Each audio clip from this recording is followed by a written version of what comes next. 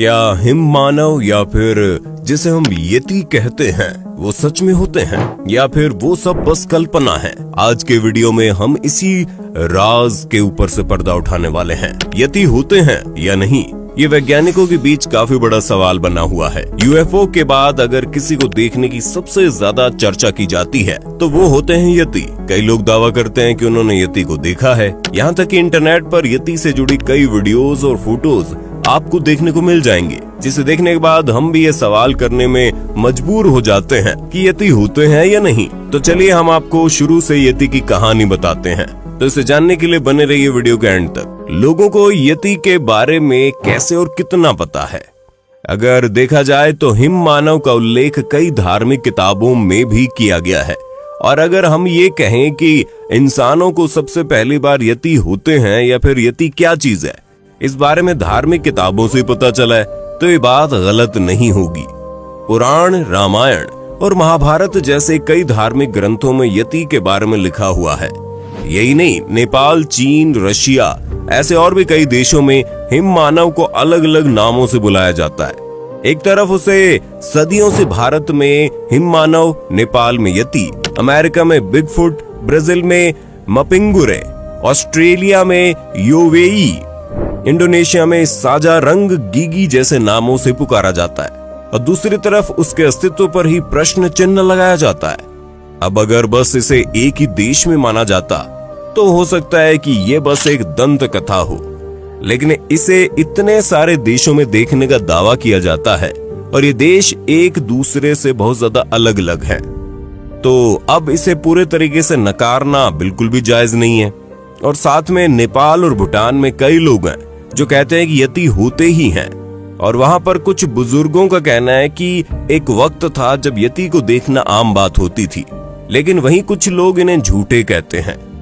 अगर यति कैसे दिखता है, इसकी बात करें तो माना जाता है ये हमेशा घने जंगलों और पहाड़ों में रहते हैं। जितने लोगों ने भी इसे देखा है वो इसे सामान्य आदमी से लंबा, पूरे शरीर बालों से भरा हुआ, ताकतवर और चीखने वाला बताते हैं।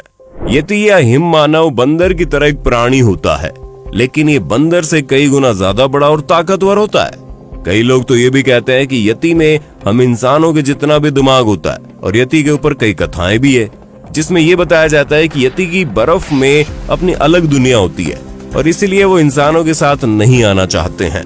और यहीं पर कुछ लोग ये भी मानते हैं कि हो सकता है यदि हमसे डरते हैं, यानी कि उन्हें डर लगता है जो कि कहीं हम इंसान उनकी प्रजाति खत्म न कर डाले, और इसलिए हमसे डरकर वो हमसे दूर रहते हैं। और ऐसे में दो थियरी निकल कर आई।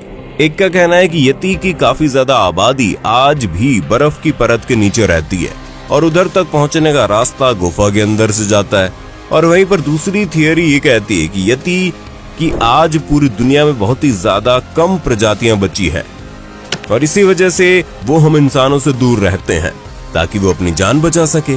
यति कहाँ रहते हैं और कैसे रहते हैं, इन सब चीजों के बारे में कई रिसर्च की गई, लेकिन आज तक कोई खास जानकारी नहीं मिली। लोगों का मानना है कि यति जो हैं वो बर्फ में रहने वाले जानवरों का शिकार करके उन्हें खा जाते हैं और अपना पेट भरते हैं। यति को पहली बार कब देखा गया था? दोस्तों, एक रिपोर्ट में ये भी पता चला कि 326 ईसा पूर्व में सिकंदर ने सिंधु घाटी को जीता था। इस जीत के बाद सिकंदर ने हिम मानव को देखने की इच्छा जताई थी।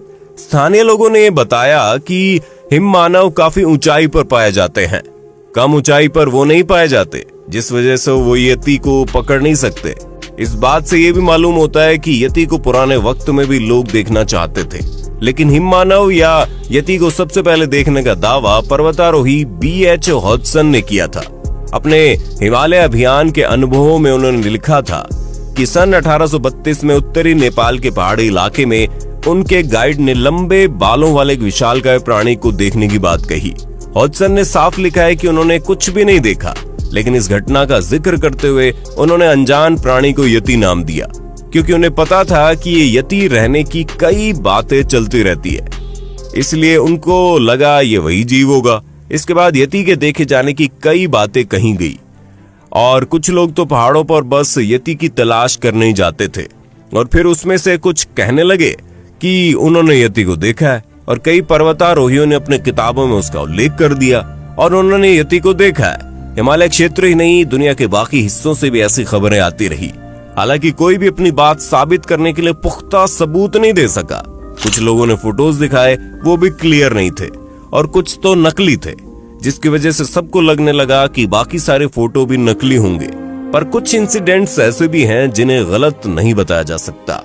सन 1925 में प्रोफेशनल फोटोग्राफर और रॉयल जियोग्राफिकल सोसाइटी के सदस्य एम.ए. टोमबाजे ने लिखा कि उन्हें जेमू ग्लेशियर के पास 15,000 फुट की ऊंचाई पर बालों से ढका एक विशालकाय प्राणी देखा है।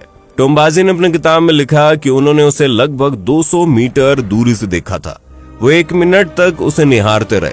उसकी शारीरिक बनावट पूरी तरह से इंसानी थी, लेकिन शरीर पर बहुत अधिक मात्रा में बाल थे। उसके तन पर कपड़े जैसी कोई चीज नहीं थी और उनका कहना था इसके बाद उन्होंने थोड़ी देर के लिए अपनी नजर हटाई तो वो वहां से गायब हो गया।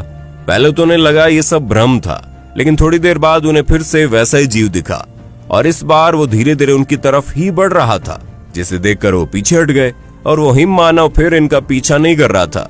और यही नहीं, इसके बाद इसी जगह पर दिसंबर 2007 में अमेरिका के एक TV show actor Joshua Gates और उनकी टीम ने भी यति के क्लियर फुटप्रिंट्स देखने का दावा किया था। उन्होंने बताया कि फुटप्रिंट की लंबाई 33 सेंटीमीटर थी। इसी से आप अंदाजा लगा सकते हैं कि जिस जीव के वो पैर होंगे वो जीव कितना ज्यादा बड़ा और विशाल होगा। यति के दिखने का असली प्रूफ 2011 में एडिनबर्ग चिड़ियाघर के रिसर्चर्स ने एक अंगुली पर रिसर्च किया। वो अंगुली नेपाल के एक पर्वत के पास जमी हुई थी। उसके बारे में दावा किया जाता है कि वो यति की उंगली है। जांच में पता चला वो किसी इंसान की उंगली थी। इससे भी पता चलता है कि यति को देखने की और उसके सबूत मिलने की कई घटना नकली भी हो सकती है। वैसे इसके बाद रूस की सरकार ने भी साल 2011 में यति में दिलचस्पी दिखाई थी। इसी चीज को लेकर रूस की सरकार ने पश्चिम साइबेरिया में विशालकाय पैरों वाले जानवर के एक्सपर्ट की एक कॉन्फ्रेंस का आयोजन किया था। कॉन्फ्रेंस में जॉन बाइंडर नेगल ने दावा किया था कि यति का न सिर्फ वजूद है बल्कि वे अपने रहने के लिए घर भी बनाते हैं और उनका कहना था कि उन्होंने एक ऐसा घर देखा भी है जब वो अपने रिसर्च कर रहे थे। वहीं कुछ अन्य वैज्ञानिकों ने इस दावे को खारिज कर दिया था कि कहा कि ये झूठा दावा है और जॉन का ये भी कहना है कि वो उन लोगों को वहां ले जाकर दिखा भी सकते हैं। लेकिन आगे जाके इस बारे में ज्यादा बातें नहीं हुई। इसके बाद 2013 में ऑक्सफोर्ड के जेनेटिक्स के विशेषज्ञ ब्रायन साइक्स ने यति से संबंधित नमूने मंगवाए थे। फिर उन्होंने दुनिया भर में यति के बताए जाने वाले बाल, दांत और टिश्यू भेजे थे। ब्रायन के पास कुल 57 सैंपल पहुंचे थे, जिनमें से 36 पर उन्होंने शोध किया। उन 36 सैंपल को इन्होंने अपने पास मौजूद अन्य जानवरों के डीएनए के नमूने से मिलाया। ज्यादातर सैंपल किसी न किसी जानवर के डीएनए से मेल खा गया। सिर्फ 2 सैंपल अलग निकले। ये सैंपल आज से करीब 40,000 साल पहले पाए जाने वाले ध्रुवीय भालू के पाए गए। साइक्स का मानना था कि हो सकता है ये नमूने एक हाइब्रिड भालू के होंगे क्योंकि ये वैसे लग रहे हैं, लेकिन ये भी बस कल्पना ही हो सकता है। ये 2 सैंपल यति के ही हों और यति भालू और बंदर से काफी मेल खाता है और इसलिए ये एक हाइब्रिड जीव के लग रहे होंगे, लेकिन इस बात को पक्के तौर से कोई नहीं कह सकता है। और यति को लेके लोग इतने ज्यादा जिज्ञासु हैं कि साल 2017 में एक बार फिर यति के बताए जाने वाले दांत, हड्डी, बाल और त्वचा व मलमूत्र के नमूने की जांच हुई। ये नमूने हिमालय और तिब्बत की पठारी में स्थित मठों, गुफाओं और अन्य स्थानों से जमा किए गए थे।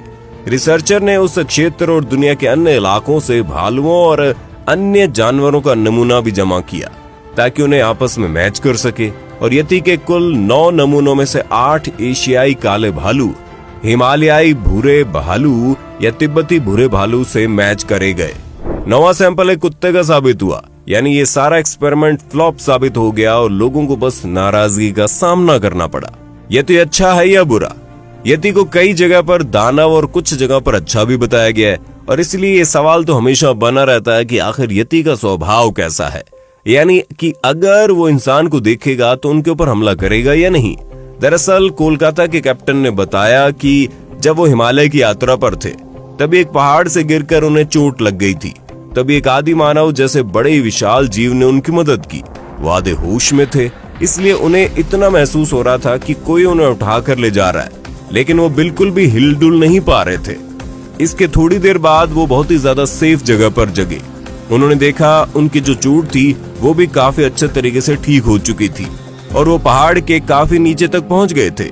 वहीं पर रशिया की एक लड़की ने कहा, जब वो अपनी टीम के साथ बर्फीले पहाड़ की सैर कर रही थी तब हिममानव ने उनके ऊपर हमला किया था।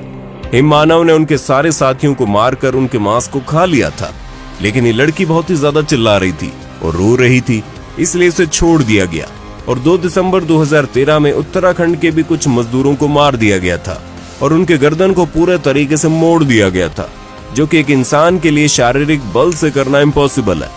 और फिर जांच पड़ताल में पता चला कि वो जहां काम कर रहे थे उनके बाजू में बहुत ही ज्यादा बड़े पैरों के निशान मिले थे, जो बताते हैं ये काम भी हिममानव का है।